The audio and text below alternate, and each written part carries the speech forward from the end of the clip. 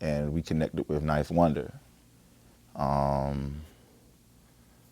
was playing with a band called Beatnam and the Vets. Josh and Jonah, these twins, Philly, trumpet, trombone, they're still like making stuff. They were on the Ross album doing horns. But like at the time, like we had a band and we got introduced to Ninth Wonder because he was always at Central. He's like Little Brother. We grew up like it was that time we were at Central when like Little Brother was popping and everything else as well. Like they were doing the minstrel show. We hosted their album release, but we connected with Knife, and he was doing the music for the Boondocks. He was one of the music producers, the music producers for the Boondocks. And so what he did was he gathered like a band together, and we pretty much played like the live version of his beats. He was gonna call us the Wonder Band. I was just like, oh shit, this is like, dope. But we're getting like the episodes, like we're looking at the episodes. This is before they came out, and we hear like the music, and it's dope. So then we would just play it through the headphones, play it through the speakers. We recorded it at NCCU, and it was my first music placement. It was my first like as a producer, as everything. Just me I was on keys. I was on piano. It was a Rhodes player. It was a full band, but like I was on keys. I left and went to grad school after that.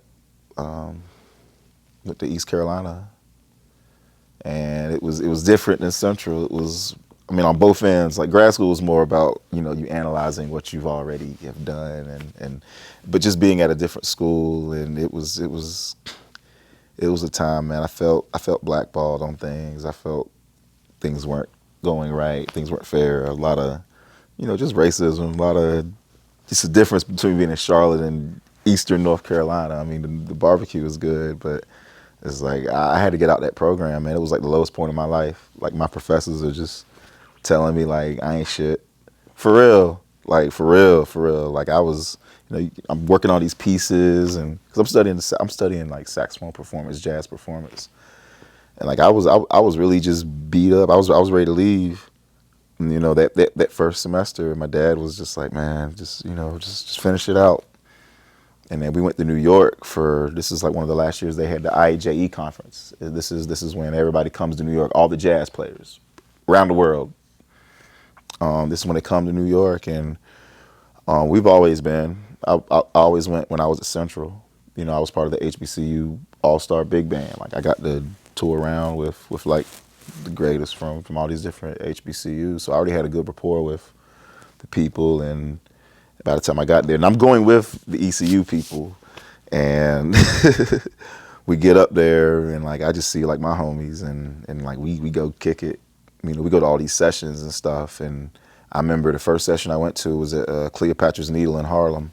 This is my first time really playing in New York, and at the time, like I said, I was always a good player, but I was feeling beat up for real, because just from grad school, and I remember I just took a solo on this song. I just took my time, something like something simple. I heard that, yeah.